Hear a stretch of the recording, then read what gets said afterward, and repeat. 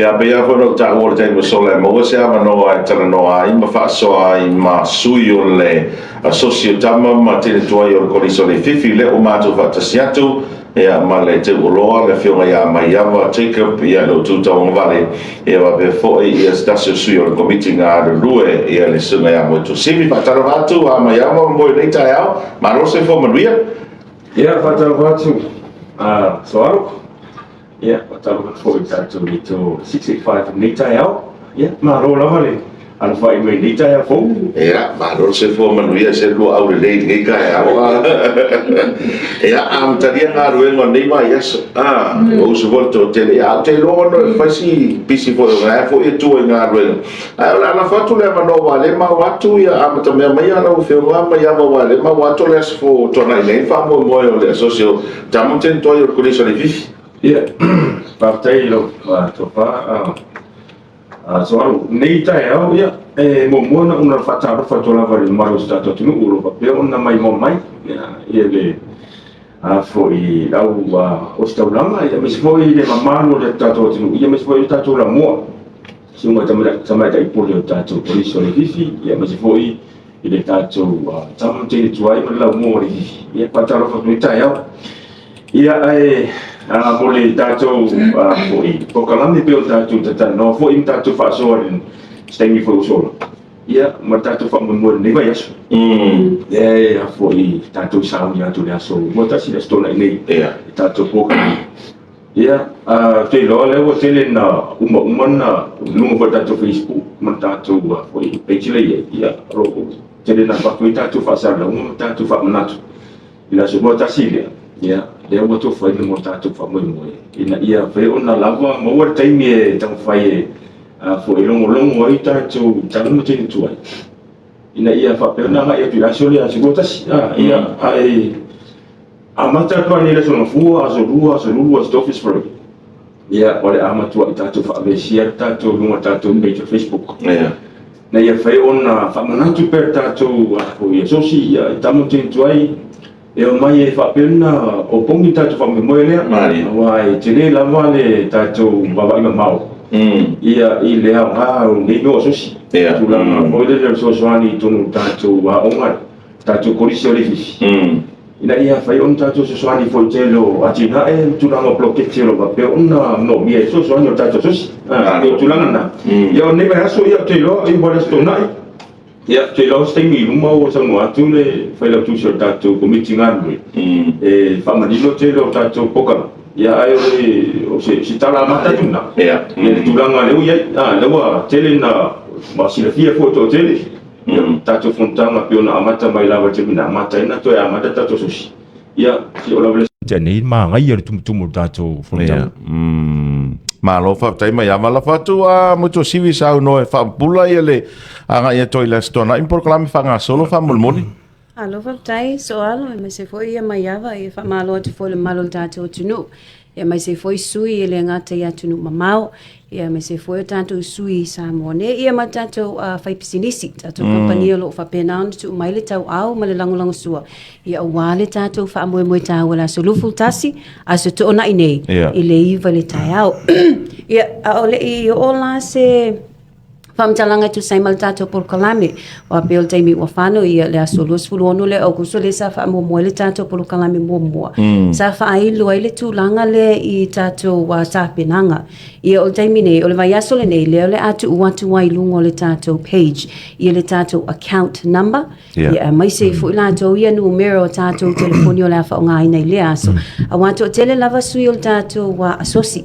mai se fu Tama fa na o le tato la mua I Leifiifi o lo fa pena ona o mau ia tunu mama o lo fisingia tulanga lea o inai lo ai le fai o le se o le tatou va ai ngai mo le tatou fa moe ai o le fia tu mai o le fia tongi ma o su ia le tatou Asosi ia tunu mama o le vai aso lale nei ia po le so ia masalo le uma le so o avatu lunga le tatou fa ailu o le tatou account number a wa ia fo swani foi ma wesi tala le tatou sui mai atunu mama ia fa pena fo ia tatou sui Samoa nei a fa apele o mafai ona awai mai tatou fonotanga po le au mai o le vesitala I o le fo ia vanua le tatou account mfai ia wal vai taimile nei pe ona nga luma le technology o mafai nga fai transfers I account ia I accounts ia le ngata ina a o le tātou messenger account le tātou Facebook page.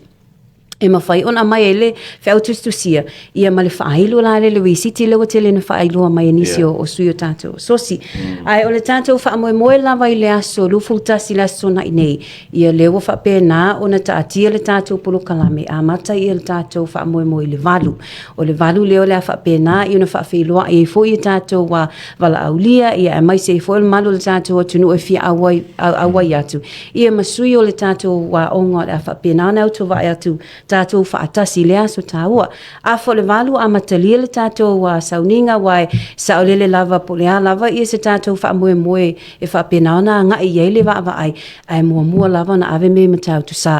a mata i le li i whai u le li le tātou wha moe peo la ia upu. Ia peo le a fo le walu a nga i le iwa i o tātou formalities ia o le saunoanga fo le tātou peresene ia mai se i o le wha awhitai o tātou company ma tātou langolano a mata mea lo le tātou wa Asosi tu sai ma tātou wesi tala ua whaapena ona mai. Ia maalua e le tātou polo kalame la e aso, e tau wā lava lai e tātou wa whaafiafianga. Leo wa iei le wha moe whaapena ona i le tātou band, ina ia live mantua fo e o mea whaapenei. E te tau lava ne eisi na pese fo i le tātā. Fia, a wā o le aso le nei, ia e le whaapena o le aso na o le tō lau ino o le tātou so swani rei o le aso fia. O le aso o tātou ainga, o le aso o tātou sui. Ia peo na tau tā ua se taimi ua whano. Ia wha pēnā, ono tue wha manatu, o le sosori vai o le laumua. Pe i o aso la ne, sa o le pālangi, o le aso le reminisce. Wha pēnā, ona tātou talanoa. Ia, ma wha pēnā, ona tongi maa fo ia wā, ia le anga i lumo le tātou laumua pele Leifiifi. Ia o le aso fo i le nei o le a wha pēnā, ia pe i ona tā ua e lawa se fiafianga, e wha pēnā fo i ona iei se tau mafa. Le la ua ready e fo i le tātou wā tā pēnanga mō tātou stores. Stores e Tuai ngā stores o Tama whatanga, mainu, i o le papakiu, i le fo iei le wha moenga, e wha pēnā ona iei i le tātou store mō tātou handicrafts. Mea tau lima le whanau, o lo wha pēnā ona o tau ina i Leifiifi. Se taimi o whanau, ua le tāle ni o tātou tama whanau. I le ngata la le tū tau taalonga, a le tū la le tātou se e mai le tū le art, ma le craft. Le la o le awha pēnā, ona ua wha mautu fo i la e tātou, le aso le laso lufu no futasi ia le wha moe te lo na e tātou tama whanau, tātou whanau olo o tau inai, ia wale tātou store mo tātou handicraft. Ai pe o le tātou polo kalame le nā, pe ona o tā ua fo i le tūlanga nei lunga le tātou Facebook. O le a whaailu ai fo inu numero tātou telefoni mō le aso. Ia wai tā ua ia le sila fia le tātou atunu o tātou sui au wai o le numero tātou telefoni. Lua tātou telefoni o le Digicel, wha pēnā ma le numero tātou Vodafone e te mala au mai ai ia tu ina mai ia lau soani i ona tō lauina le aso. Peo se whaailu le nā, so o alo le tātou wha moe las tonight. O te loto o tele lava o wai pe o le tau mai tau atu o le wha moe tu singa ingo a o le tau tele lava o nisi o alo ma whanau fo ile sa o tau wina i Leifiifi. Ia pe o le tau anau atu. Ia o mea fo i whai tele wha pene i pe i wha osonga tāle a matanga. Ai mau popo lolo fiatu. Ia awa o leo tā ua nei to tele na awa ia telefono i lastona i na se mamai tuni. Au te lovo se amano tā ua nei mai awa po lau fionga fo le te uloa. Mo i lātou sa o tau wina wai pēna o tā ua le teo nei. O le tō tele lavo i lātou na o tau wina i Leifiifi. Ia taimi o le aise ia 13. Ia na whato a wha umai o le Kolisi sa moa, Kolisi o avele mai si Kolisi. Pe lana mo le mawina le tō tele o i lātou na anga ia tu las tō na inse vatina. Au te lo se hava noa fo i mo i lātou ia wha fonga mai. E o mai o pongin wha moe le a wai pe kolu wha kausanga ngā o ngai Leifiifi. Ciao le fiongo so ana. E se le o le mai fa manatu. Tulanga foi le ai le to tele o tātou Tama Teine Tuai o tātou Kolisi. A tātou mai tau bina to tele o mtanga dengan malo, pisi tu maoti, ia malau tele o tātou foi fai pisi si voi. To tele o tātou tam whanau lai tu tonu o fa pe ona foi le foi au bai tonu tulanga wa pena. Ai tātou whuntanga le umara stona i tēnei. To tele au fau na atu. Mana ia tele le vana na atu. Fui le lau anga fau le atu mua. Ai mai ta wina lai to tele ai le i atu o tātou whuntanga. E listanga ta fau le nga ngat whangolongo mai ma like mai lunga tātou messenger fu tātou me foi mo Kongka. ai to tele likes ya i watu tātou fontanga ai telo to tele foi la ma fo se longa e o la sulu ta si la stona nei ia fa to mo tu se no ai o se no foi le to talo to ai ma to e watu e tātou tu la lo tātou tamfa na o tātou onga se se le matongo fien belo le fule pupuli ma fatasi ato tele tātou foi anga ia tu matatou sa onga ma ta winda tātou Kolisi atu e o pongi tatu fa mo te lo ala matua I matongo fiere ia ma tele fo I se tulanga la o il tatu fa mo langa e fo I mo mia le tatu ta mai fa ta fo yo mai fa tasi e nga tatu nga due fa tasi tatu fo le populi fa tasi tatu fa mo le na ia manuia ai ole esa ole lo sa no nga tulanga na ia ai e tangata na sen mai langa mes no sili mai no fo ni sila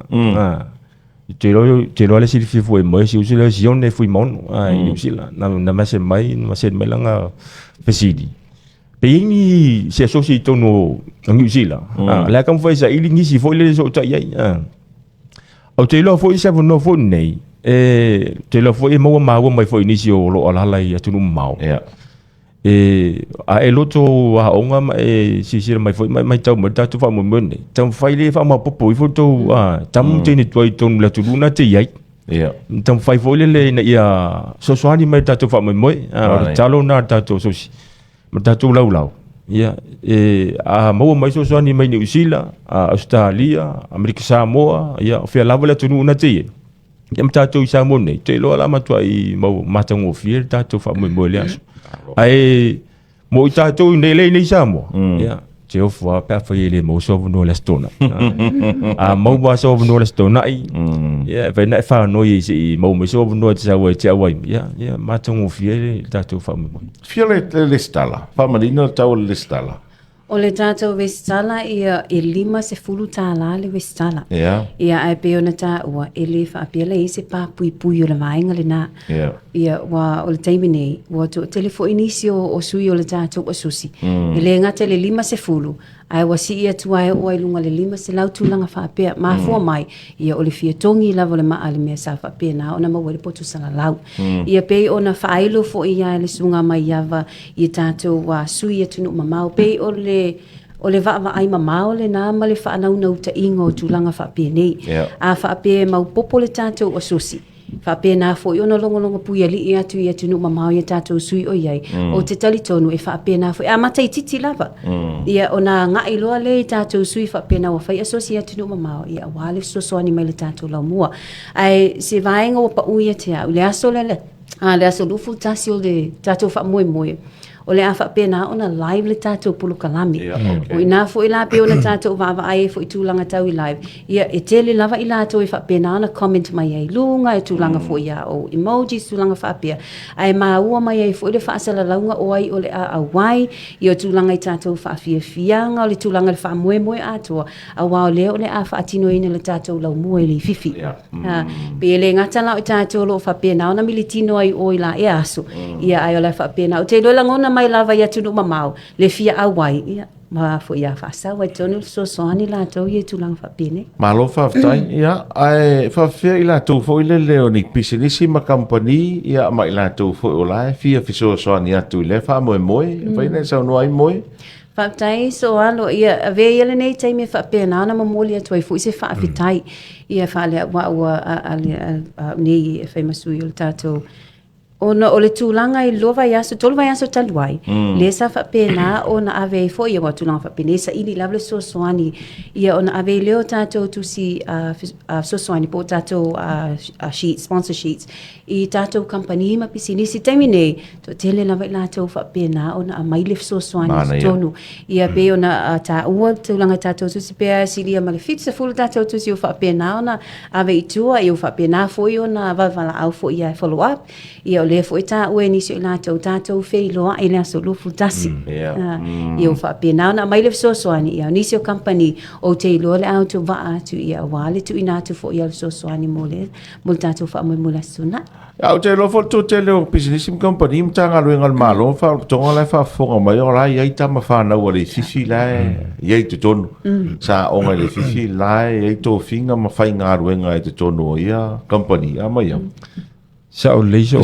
yang er si so fa mo mori to tele ila to lo fenga venga i tulanga maulunga fo ia ia maso se to finga la ia uma ia tatu tamfana o le me maria fo i lunga le building le te fenga venga ka ke i lo sa o ngali fifi ia isko ke le ia ia wa fo sing to tele tatu ko to tele yo tamiti au ke ia fa maso le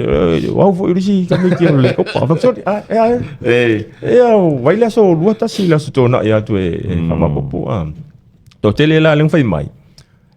fianga ia kula su ta si mana ia te loa ia ila to umala va lo fenga venga lung tanga venga malu ia pisis tu mo ti ia po fia lava le pito sa molo ia ila tenga lu ia tu talo tu nan de tatu lau ma tatu komiti ia mai fa ma popo tatu sosi a vai lo ma popo ia isi sosi te tele ia kolisi o Leifiifi o